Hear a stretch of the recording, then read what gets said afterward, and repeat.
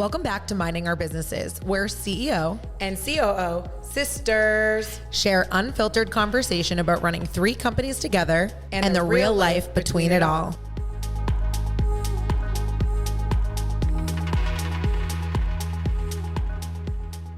Today we're talking about building an epic team. Mm-hmm. That's something. Mm-hmm. That's a yummy thing. That's what Lily does.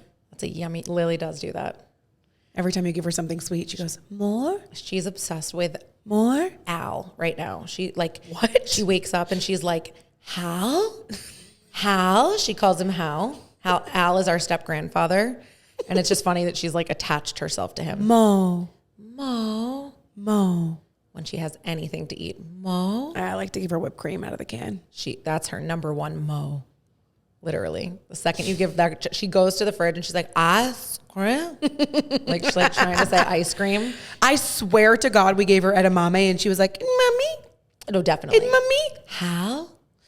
So building an epic team. So it starts with Lily. Always. This is, a girthy topic. Yeah, it's a fun topic. It's honestly, I actually really love this topic. I do too, because I think I love our team so much. So much to the point where we hang out with them. We hang out with them. And I mean, No. Like I'm saying we go on a vacation with them. Yeah. Like we choose to do social things with them because we enjoy their company. Yeah. I mean, selective social things. Yeah. We love you, but I don't like to leave my house on the weekends. Boundaries, another topic for another day.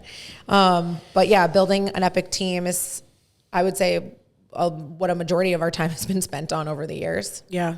And definitely from the start, it wasn't something I immediately knew how to do. No. We had a lot of mess ups. Yeah. I think we covered a lot of ground in that, like in the hiring and firing episode. And it's, building an epic team is definitely something I think we arrived to probably more recently. Yeah. I feel like it's always maybe last 2 years. The last 2 years for sure. Yeah. I think it's not to say that we did, I just think that you have to run through your own personal mistakes of hiring and firing to understand who you want on that team. And, and when we say epic team, my definition of that is people I like to be around, people who fit our core values, people who are like-minded, living inside their unique ability. I don't really like being called somebody's boss. Me neither. I hate it. It makes me feel uncomfortable. I don't personally, spiritually, or physically or emotionally feel like I am the boss of anyone. I feel like everybody here is here on agreement. Yeah. Like when I hear people be like, well, my boss said this and I'm listening. I'm like, who?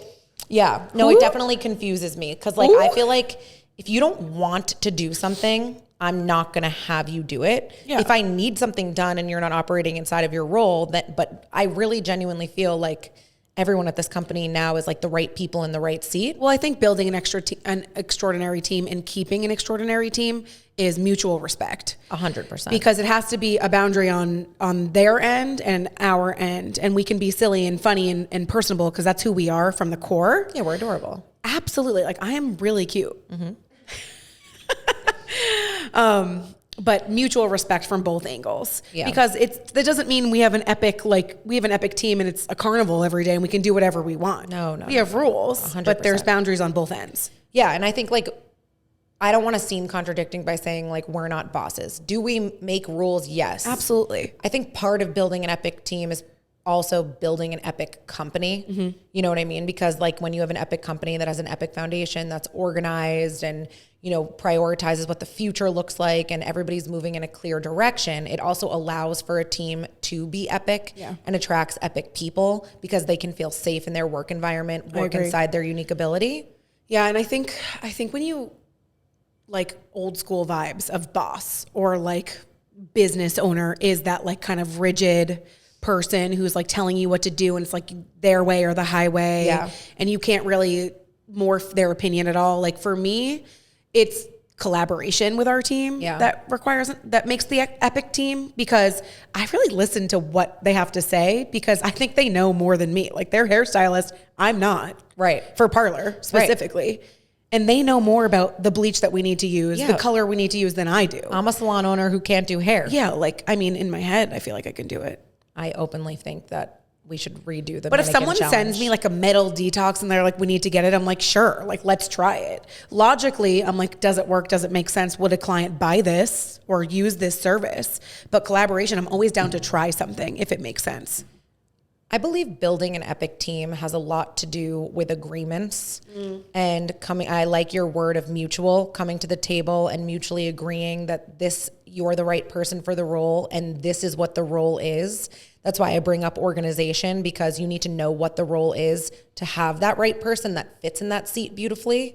And I think that is the start of an epic team. Which also starts from being proactive with like epic planning. Yes. Because we can't just hire to hire. Right. And we've talked about that previously. But like if we have the accountability chart seat open and we know specifically what that role is going to entail, it's easier to fill that role with someone who absolutely is going to be great at it. Yeah. So, I mean, I think I've said it 3 times now, I believe, the phrase right people, right seat. I think we got that from a book a long time ago. Yeah. I'm not sure which it was. We did. But basically it's the concept of right people, right seat. I kind of wrote down definitions here. It's right people are people who share your character values and company's core values.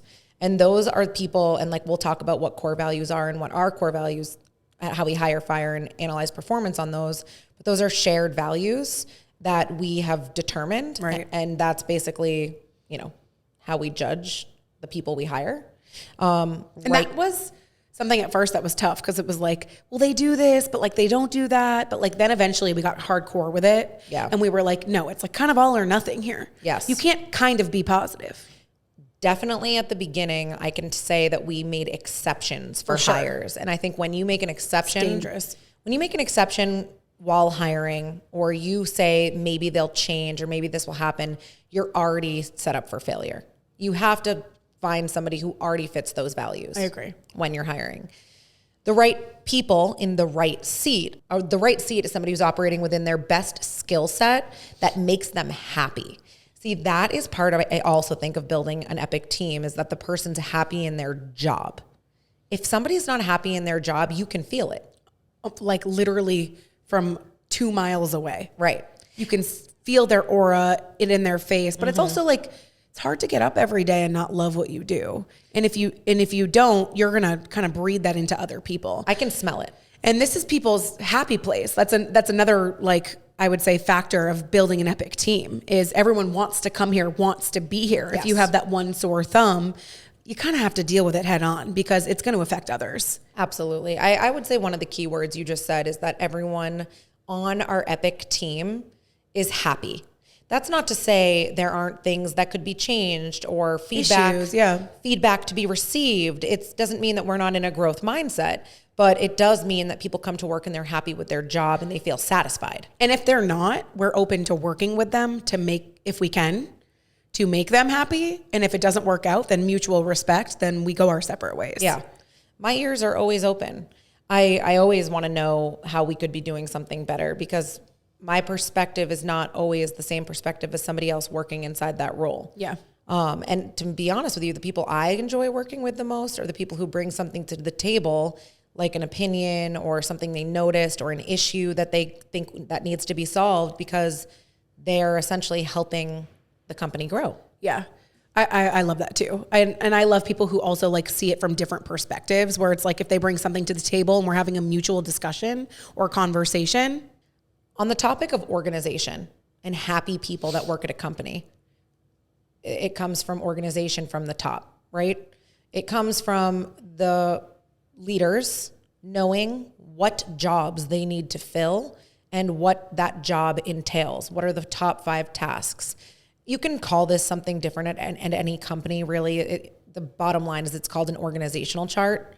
And that organizational chart is a bunch of boxes that show who reports to who, what the role is, what's the title. And there's some rules to filling out this organizational chart that help you build an epic team of the right people in the right seats.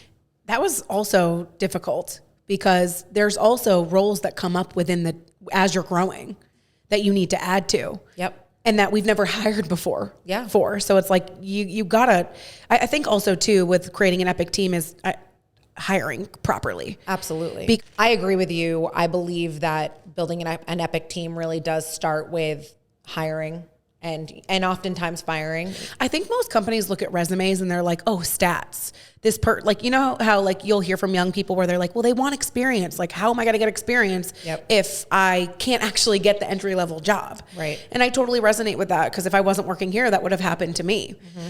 And for me, I try to look at the resume, but that's not like my first instinct. I like to see the email, if they spelt my name correctly, how they, if they were on time, those type of things. I think you may be talking about emotional hiring. Yeah, no, I am, because I have to physically be with the person to understand if I feel like they're a good fit. So I'm not just going by stats, which I think probably most people do in corporate situations because they have to. Yeah. Where did you work previously? How long did you work there? Do you have experience? Blah, blah, blah. But we're a little bit smaller, so I have the ability to be able to be like, okay, let me meet you. Let me see how we vibe. Right. Let me see if you answer my questions that I have, and let me see how you go with the flow, because that's what I'm looking for. I also think things to look for in an interview are body language. Definitely. One thing I really don't like, and I know I've mentioned this before, is when people call you her. We hate that. I really don't like when someone doesn't remember a name. There's little things that you can tell when you are hiring that are telltale signs of that person's character. Especially if you're in a customer service role, which most of ours downstairs are, regardless of anything. Like, the way you speak to somebody and the way you speak to me is how you're going to be in your job. It's translating. I agree. And I'm also not turned off, by the way, personally, by nerves. I've seen a lot of nervous interviewers, and I actually find that to be endearing. Yeah. I know that individual cares. I definitely think I'm reading energy more than anything when I am in those interviews and asking them questions like, what do your weekends look like? And like, how do you spend your free time? And, you know, subliminal questions that make me know if they fit our core values or not. Yeah. It definitely starts from the jump. And I have found, and I know you can agree to this, is that we made our core values probably like halfway through the inception of this entire company. Yeah. And there was a huge turning point where we realized a large chunk of the team didn't fit those values. They did not. They didn't want to fit them. We didn't want them to fit them. Just didn't fit. Well, we made them from people who we did feel like maintain our core values. Yeah. So when we originally did that, and then we were like, okay, some people don't fit them. They stuck out like a sore thumb. Yeah. And then we started hiring based on the core values. Exactly. And it kind of exploded. Exactly. And so going back to the organizational chart, right? It's like this setup of what your company looks like. To your point that you made earlier, the organizational chart is constantly changing. It's not one chart that stays forever. But the chart has some rules that I think attribute to making sure that you always have an Epic team that's happy. And some of those rules are 2 people cannot share one role. 2 people can't share one seat. And the reason that that's a rule, is because if 2 people are sharing one seat, it will always be he said, she said, they were responsible for that, I was responsible for that, and then there will be no accountability. Yeah, you can have multiple people that do the same thing. There can be multiple people doing the same job. Front desk receptionist, we have 4. Yes. Like, we have to. You took my shoe off. Sorry. I want your shoe. I actually can't feel because my heels are so high. You can have more than one person doing the same job, but 2 people cannot share the role. One job. Right. That can definitely attribute to unhappiness and not having an Epic team. I also would say in the past, I used to not really know what job I was hiring for, but was interviewing a person, not interviewing for a role. And interviewing a person makes it way too emotional. And you're like, where could this person fit? That's ass backwards and does not work in hiring and will lead to a fire or a quit. Yeah. And you also can't be fluffy with what job you're hiring for. Absolutely. It can't be like a salon, like you're hiring a front desk receptionist, salon coordinator. We used to do that. 100%. That's what I'm saying. That was a mistake we made.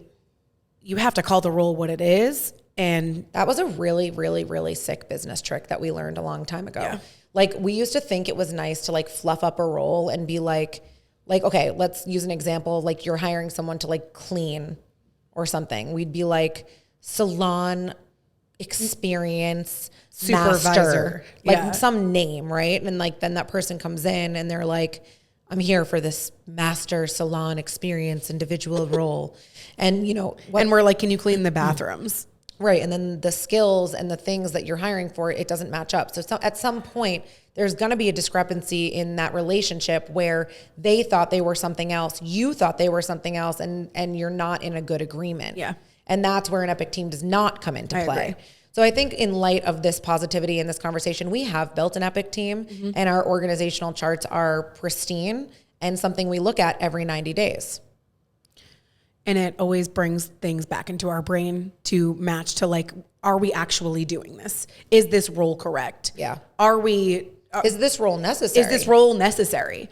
And that's like a big money saving thing too. Like from I a was just business going to perspective. say you can't get shiny with the hiring. No. Because it's like all encompassing web with like, do you actually need that role? Is that role going to provide anything for you? Or can one person do both roles, and could they do it better? And would that make that person happier? And would everybody be happier with that change? Right. But that's where business, that's where leadership comes into play, to make those big decisions and to decide, is that the right move, and to talk through it and to have clarity. Well, here's when then that meets the mutual respect of the employee, where it's like, we're a small business. Things change. Yeah. And we grow, or something needs to drop off, or something doesn't work. It worked now and it doesn't work. What's that phrase that we used to say? It's not that my opinion changed, the information I was presented changed. Yeah. I love that quote. But you need to have resilient people on your team who understand that, who trust us, who go above and beyond to know that there's a bigger picture. Yeah. And that if whatever we're doing right now might not be what we're doing tomorrow, the next day. And that's what I'm looking for when I'm hiring people, is people who understand that, because adaptable people. Yeah. And I really love loyalty and trust when you're hiring, because it's like, you trust me to lead you the right way. Yep. If you don't have someone on your team that's like that, you're going to have collision. I think too, going outside of like core values, and we can kind of say what our core values are, though it's not like private information. Yeah. Happy to say it. I really value people who can handle feedback, but who can also dish it. Mm-hmm. Like, I don't really like anonymous feedback, like bins. The suggestion box of the world. I think it's lame. It's a no for me on suggestion boxes. The reason I don't like employee suggestion boxes is because it makes you anonymous, and it makes you not accountable for your suggestion. I want to hear the voice of every single one of my coworkers and my employees. Why do people feel like that though? That's I think shyness. You need to band together for your idea to be good. That whole mentality needs to die. I think that's a lack of confidence.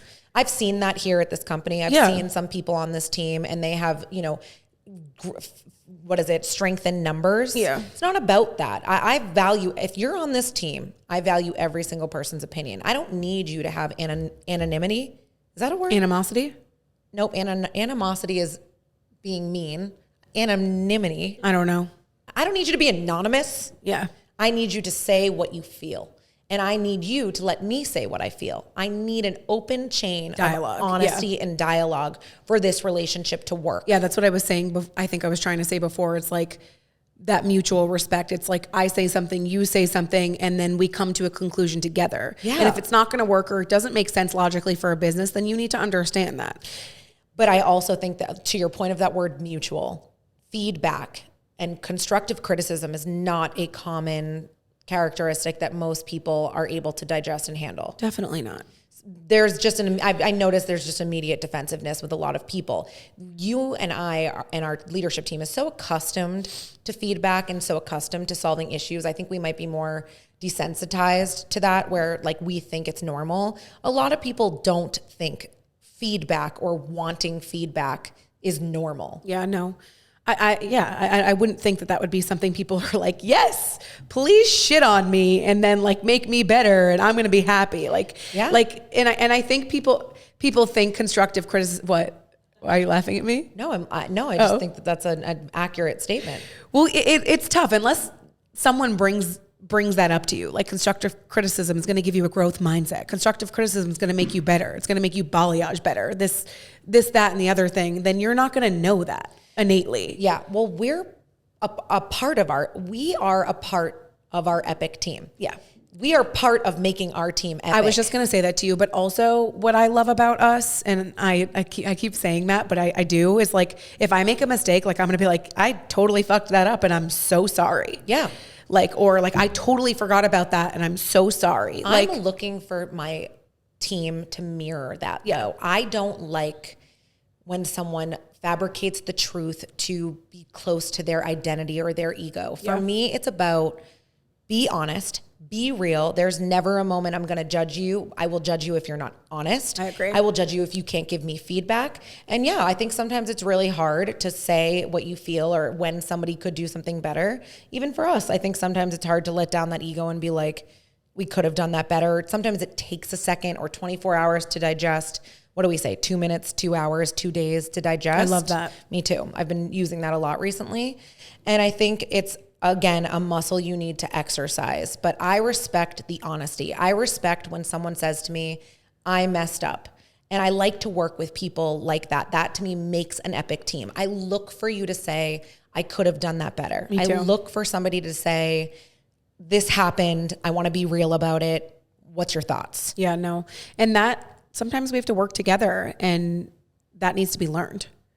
Yeah, I think that is another muscle that needs to be exercised because you have to feel comfortable enough to be honest and go through it as many times to like almost feel out our oats. Like, do we actually mean what we say? Are we actually cool with the honesty or like we just saying that? I think people have to feel that. Yeah. And that's not something I would say, like even my friends are like, know that I'm going to give them the honest truth. Like that was just how I was as a person. Like that's a personality trait I have. I have no filter. Yeah. I'm an honest person. But you could say that it's hard sometimes to digest feedback too. No. I'm saying like giving feedback. I agree. Like for me, it's like when I'm on a roll and someone's being like, my boyfriend did this or my boyfriend did that. And I'm like, well, yeah, that's your fault, or like then he's not a good guy, or like I can just say that out loud. I don't think people have that innate ability to either digest or give that feedback, or we're taught that. Do you feel like how do you feel about receiving feedback? Like what's your take on that? I think it depends on what it is. If it's I try in my work life to do so, but also sometimes I feel like I do know some things. I am educated and I do put the work in. I do put the work in to be correct or have backup. But I think when it's like personal, sometimes I take it too personally where I'm like, no. But I always catch myself. Like I always think about it in my head. I'm like, you shouldn't have said that, or you shouldn't have done that, or you need to be better at receiving that. Well, what's interesting at this point in our career in terms of being on an epic team, I mean, you and I are an epic team. You know, we have lots of different dynamics of teams at this company. We have like, I think close to 40 employees across all 3 brands. And I think what's interesting about being at our point in our career is that there's not a lot of people that give us feedback. And so sometimes I think people don't feel comfortable doing that. And we have to kind of ask them, like, is there something we could be doing better? And we almost have to fish for it. And I want that information. But at this point in our career, you almost have to ask for it. I think sometimes people get intimidated to say it. Yeah. And we have to, I think building an epic team, we have touch bases every quarter. Yes. So that's something that you should be doing with your team members or your teammates. To every be 90 like, days. Hey, how are you? What's going on? Like, and sometimes it's venting, and sometimes it's just chatting, and sometimes it's personal things that they just want to tell me. Yeah, that's a very, very valid point, because I think something you and I learned very early on in our career is if you don't have touch bases already planned for conversations, like knowing they'll need to happen, then what happens is they seem impromptu and targeted and kind of mean, and then you get resentment between manager, quote unquote, boss and employee. Yeah. I think also caring personally. Like I care about everybody on this team. Yeah. And like if it's a boyfriend or girlfriend thing, if it's a significant other or moment or like something with their personal life, like I'm listening because I'm here for them and I'm here to listen to them. And you're a resource. Absolutely. And like, I that's my role here. Like if someone just needs to vent, like I'm going to be there and I'm going to be an honest person, ears to listen to. I'm never just going to be like, well, that's fine. It's going to be okay. Like, that's just not me. Mm-hmm. Like, I'm going to be the person that's like, well, could you be doing this a little bit better? Or could you change this? Or could you speak up? That's such a rare, I think that's another thing that's really beautiful about this team and this company is that we have each other for that. Like, there's not a lot of people who care personally, genuinely. Yeah. You know, you can care personally, but have personal motives. Yeah. You can also care personally and actually care. Right. And I share things back. It's a mutual thing. Like I tell funny things that happen to me or serious things that happen to me or a frustration I have. I'm a normal person as a quote unquote boss. It's a friendship, actually, to me. Like agreement equals friendship. I am not one to be like super social or out drinking or doing anything other than being focused on my peace and happiness. But I will say that like we talked about this as we were opening. I enjoy socially being around the people I work with because as a person, they fit my core values as a human. Right. I agree with that.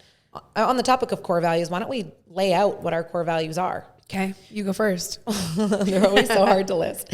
So for Parlor, our core values are as such. Do what you say. Add positive energy. Create exceptional experiences. Love your craft. Team over ego. Team over ego. 1, 2, 3. Is that all 5? 4. Love your craft. Love your craft. Team over ego. Add positive energy. Create exceptional experiences. And do what you say. Those are our core values. Now, you can analyze those, slow those down, re-listen to them, whatever. What those mean to us. When we're in an interview, we form questions around all of those values, right? If somebody answers one question incorrectly, that would hint that one core value is not something they align with, they do not get a job at this company. Number 1. Number 2, if you are working at this company and you're in your performance review, the things that we will be analyzing are you following those core values and which core value could be you be focusing on and doing better with? It's not that you're always doing it perfectly, but it's that you're able to analyze which one maybe needs a little bit of work if you are accepted Definitely to the club.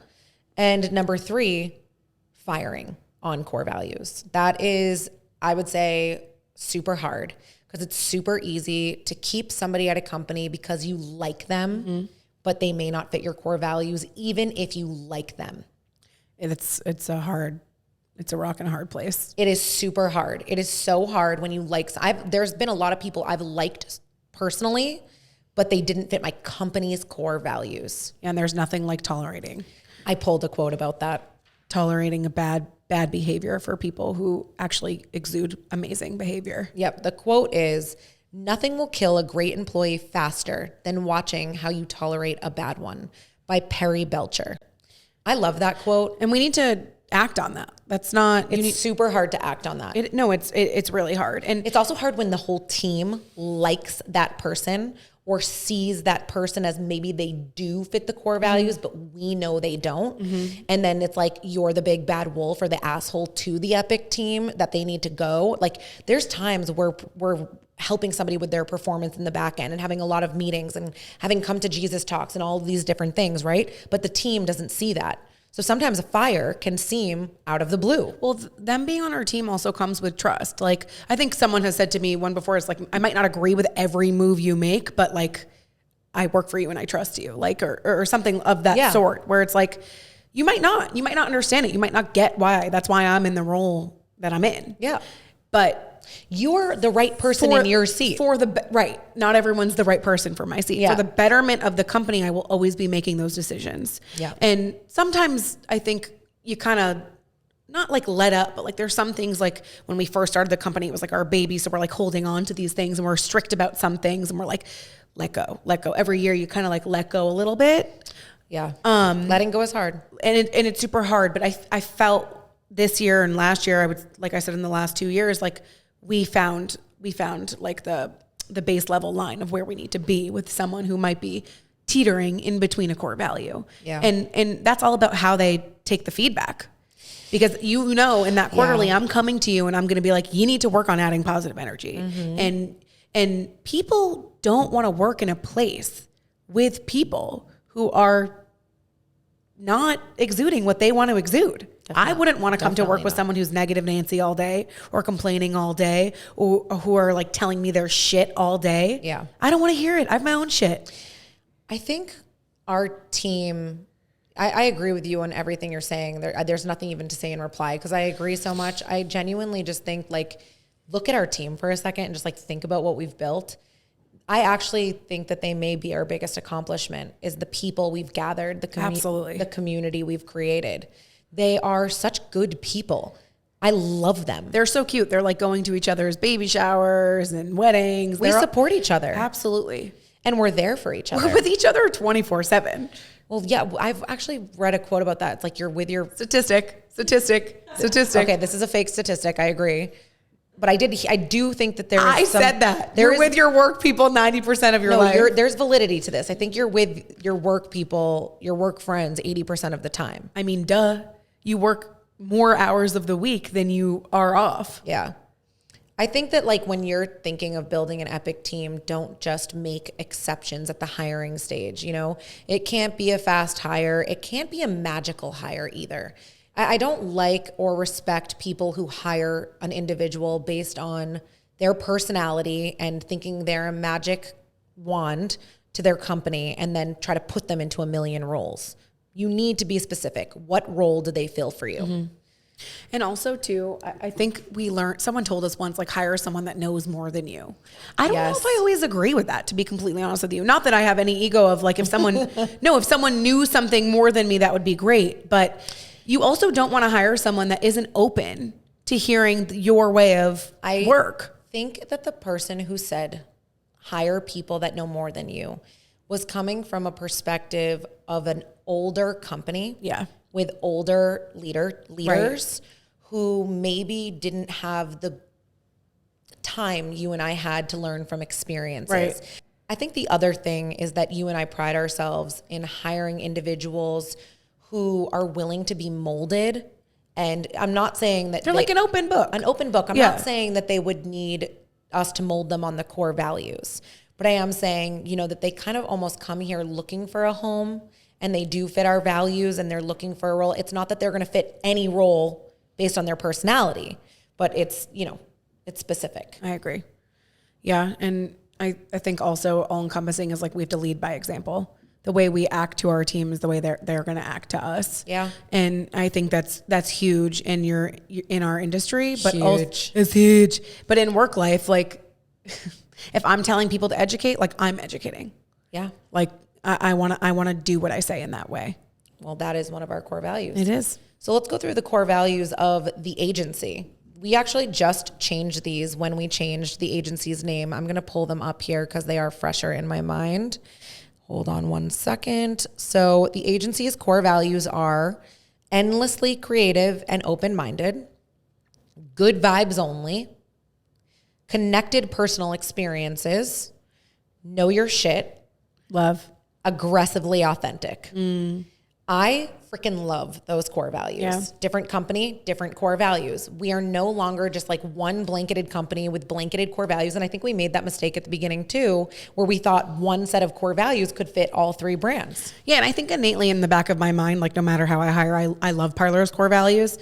What? No, you just like keep making fun of me for saying the word modality, but you have said innate like 6,000 times. So whatever. I just wanted to call you out on that. Innately. You're making up words. I am not making up words. Modality is a word. Making up words. She's a made up word. Lauren agreed with me yesterday that modality was used correctly. I don't care what Lauren says. Fuck Lauren. Lauren's dumb. Just kidding. Love Lauren. Yeah. So I think, I forget what I was saying. I have no idea. Modality. We need modalities. The team is comprised of, 3 companies, 3 different teams, and there's lots of different teams within the teams. Yep. Right? There's leadership teams, there's management teams, there's marketing teams, there's the whole team. And it's really, I think, when you look at the Picasso of the brand, the details, it's how each of those individual teams operate that make a successful company. And that build an epic team.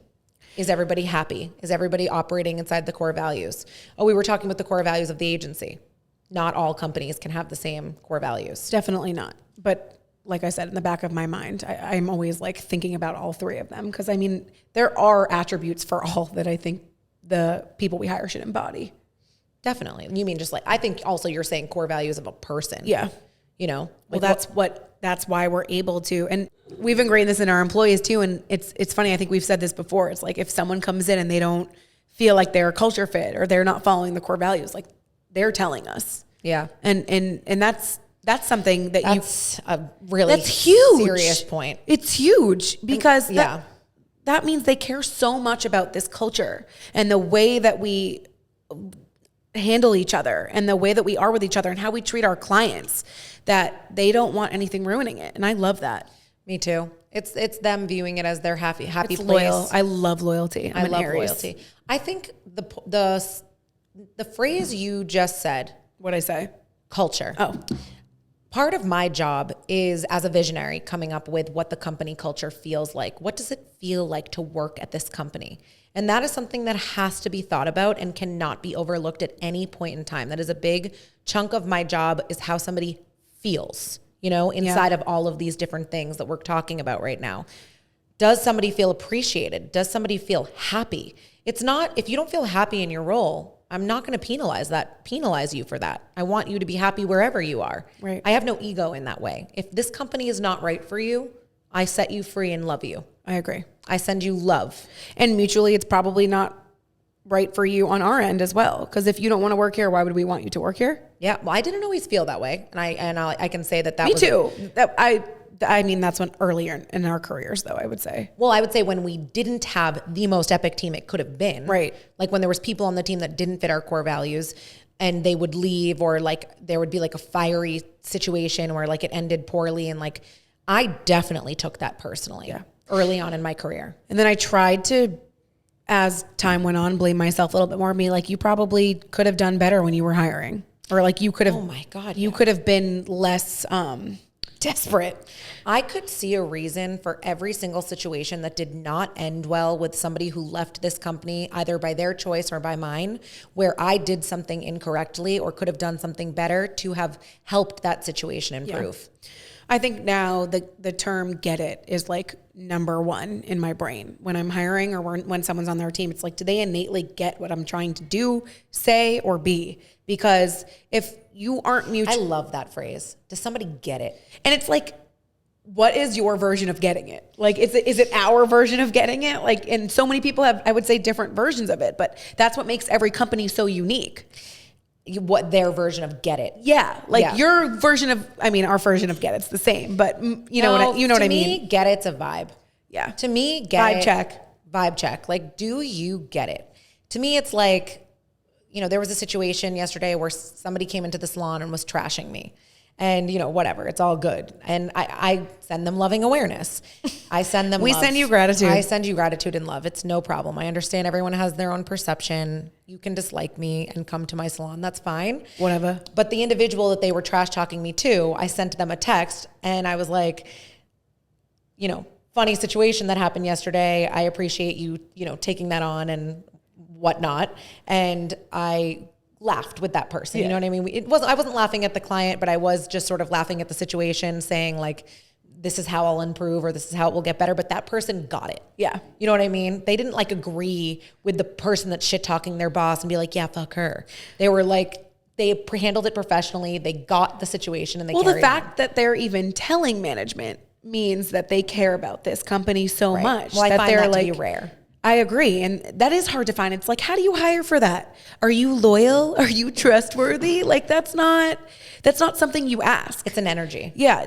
So energy and high vibrations and vibes, like, I have an interview conversation. I'm not like, hi, where have you worked previously? And how long did you work there? And why don't you work there anymore? Please take your hands off your hips. Do. It's more like, tell me about you. Mm-hmm. And I want to hear about the person. Me too. I think the next thing is, do they want the job? You can smell from 7,000 miles away when someone doesn't want their job. I've seen it many, many a times when someone doesn't want it. And if you don't want it, I think people feel guilt sometimes if they don't want it, on a team and they're like, can't say it out loud, or maybe they don't know they don't want it. Or maybe they think they need to have it, so they're tricking themselves into thinking they want it. But you can tell when someone doesn't like their job or want it. Definitely. And I think it's hard for people to come to that conclusion because you think I need to make money, I have bills to pay, I'm just going to deal with it. But for me, it's more like, why are you going to work somewhere you're not happy? Yeah, totally. And I know it's not that easy. It's not just like find another job, but it is like, how long are you going to wake up every day and not be happy? Well, I think what we're listing is moments that we know someone would expire on a team from whichever angle. And that's when, like, you're talking about building an epic team, getting to the point where you can truly say, I have an epic team. You have to know about these concepts. Like, if you come to me and you're like, I am a hairstylist but don't want to be one, like, there's not much I can do for you. Well, at that point, that's where you have to mutually let down your identity and your ego, and you have to say, I respect you. Absolutely. I respect if this job is not for somebody. Yeah. Which has never happened, but. No. Well, no, it has happened where someone hasn't wanted the job. Oh, yeah. And that expired. Yes. I meant hairstylist wise. Yeah. Sorry. Well, that's also such a specific career. I know. And the last is, do they have the capacity to do the actual job? Totally. Because it's not all fluff and rainbows. It's, I emotionally like you. That's number one. Number two, can you actually do this job? Yeah. I think we learned that at one point, like take parlor as an example too, like with the salon and hairstylist. If we were hiring someone and they were like too green and we were like, maybe they'll learn when they're on the floor or whatever, and they didn't have the skill set, but we didn't have the tools to teach them, like that wasn't something we could agree to with them, then they would not have the capacity to do the job the way we wanted it done in our own definition. And that would eventually not end well. Yeah. And we try to avoid that at all costs. I mean, you can't avoid everything, but like, I don't want to burn bridges with people that come into this company. And I want people to go on or move on and be happy. Like that's my goal for people. Yeah. And I don't want to be a part of their unhappiness. So I think building an epic team is, again, mutual respect. I think too, there's times in the past, like I can say openly, where I thought we had like the most epic version of our team, and I didn't know there were people on it that like felt a certain way towards me or like the company or had opinions. And I think that is something, hiring and firing and building an epic team is definitely a growth ladder. Mm-hmm. You have to kind of go through the phases and lose people and have self-reflection to understand that concept. Yeah. I also would say that, and that's hard when you're working so hard to build something for others and they don't see it how you see it. Because it doesn't matter when you choose to be an entrepreneur or someone who's in a leadership or management role, like sometimes it can be thankless. Like it's not about you. Thankless is a really good word. And I agree with you. There's not a lot of times internally at my company that I get praise from my internal team.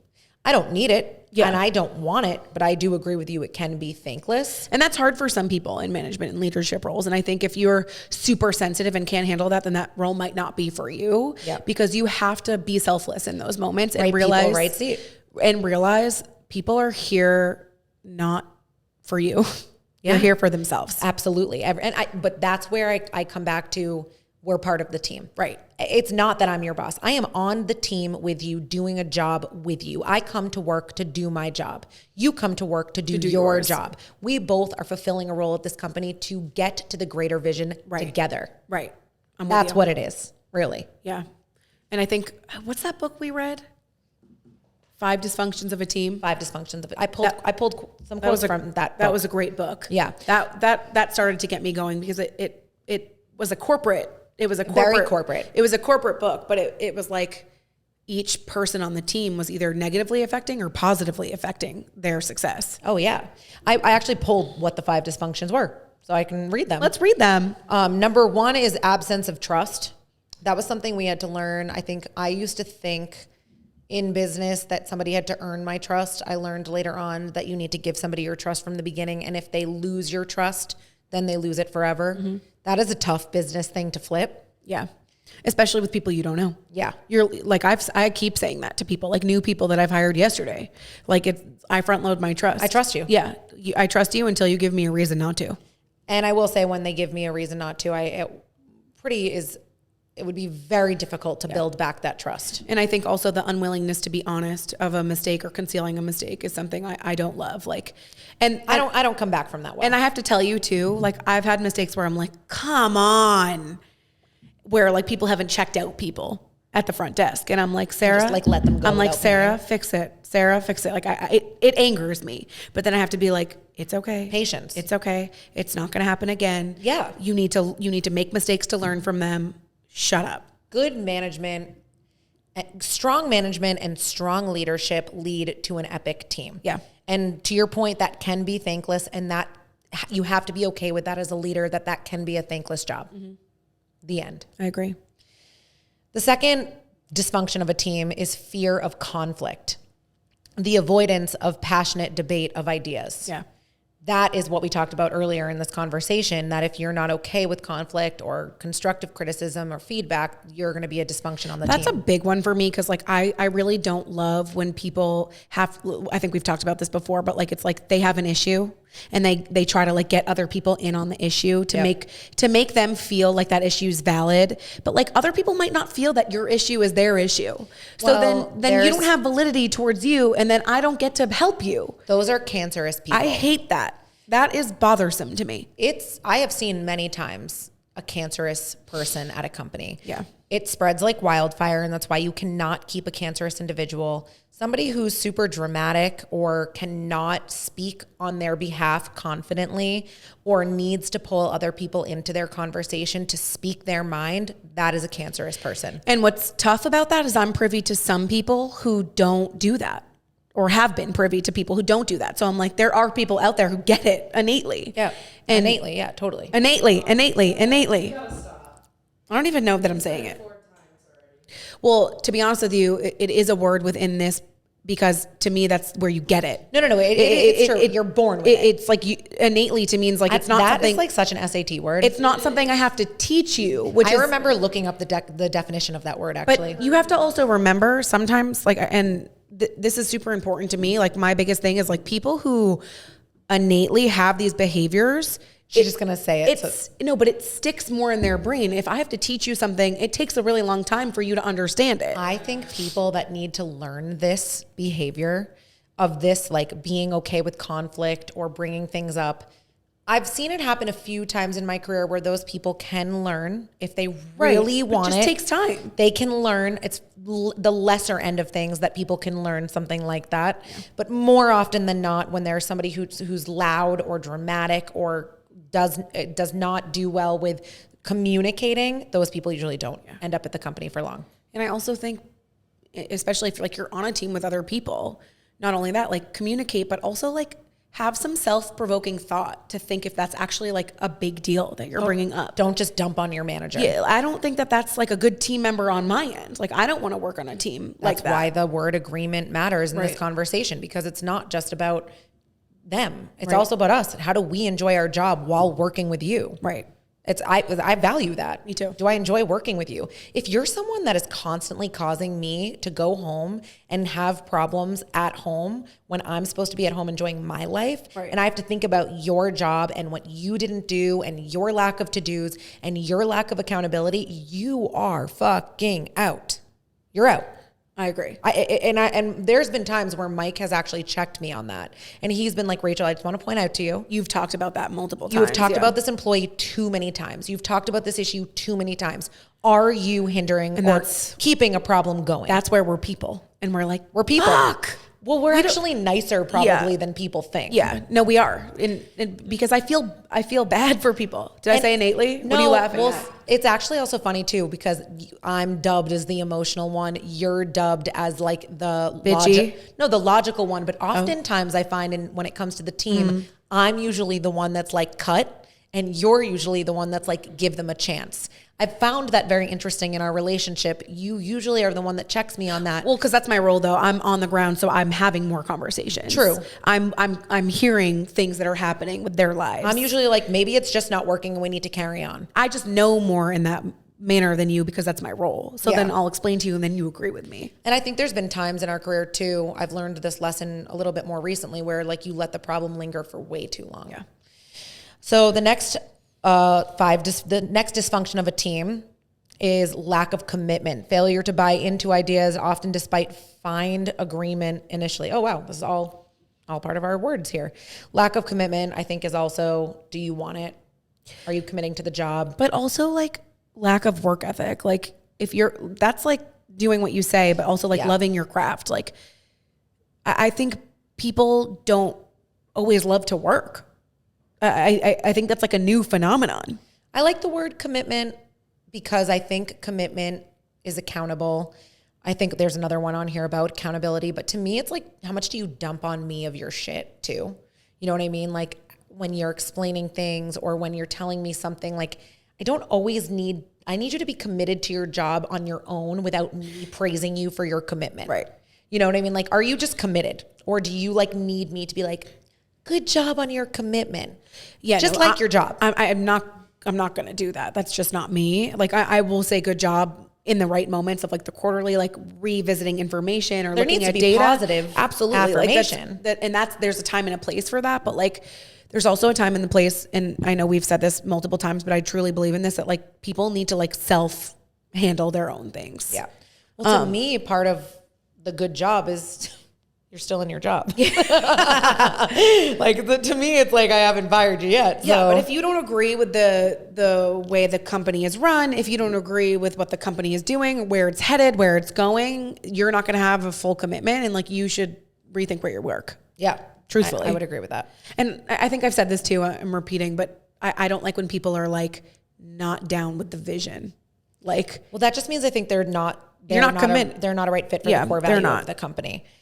The fourth one is avoidance of accountability, hesitancy of team members to call out their colleagues for not delivering. We touched on that here. Yep. There's, a lot of different ways to say these dysfunctions. And the last one is inattention to results. I would say that's probably like data. Team members put individual needs of the team above the collective goals of the team. That feels really corporate. These actually oddly work and reflect our core values at the company. That one to me is team over ego. That one we came up with a long time ago too. It's like if you see something on the floor and it's somebody else's job to like pick it up, just like pick it up and shut up. It's always me. And don't need praise for picking it up. Dad always I told Mike this the other day, like if there was something trash on the floor, like somewhere, Dad always said like, just pick it up. I liked that. Me too.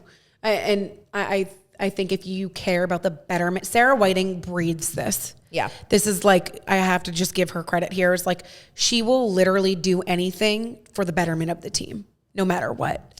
And that is so attractive to me. Like, she like actually likes it. She likes when I text her. Like when I hear a hairstylist stayed late to help an assistant bring the trash out, like I am like, thank you so much. That is when I am like attracted. Like, I'm like, that is so eye-opening to me. I'm so grateful and so happy that you did that. I love that you just said that, because I think one thing we forget about a lot is that our industry of salon industry usually is filled with a lot of drama. Yeah. And a lot of crap and a lot of stupid shit. Not team members that love each other like that. I actually only know that because of interviews and because of other environments that other hairstylists or, estheticians have come from that they have said are negative, you know? I think that's why a lot of hairstylists and estheticians have been kind of leaning towards working alone in a room because they can't find an epic team that makes them feel at home. Right. And it's also like when you go on vacation and like someone else needs to do your clients, you need to trust the person doing their hair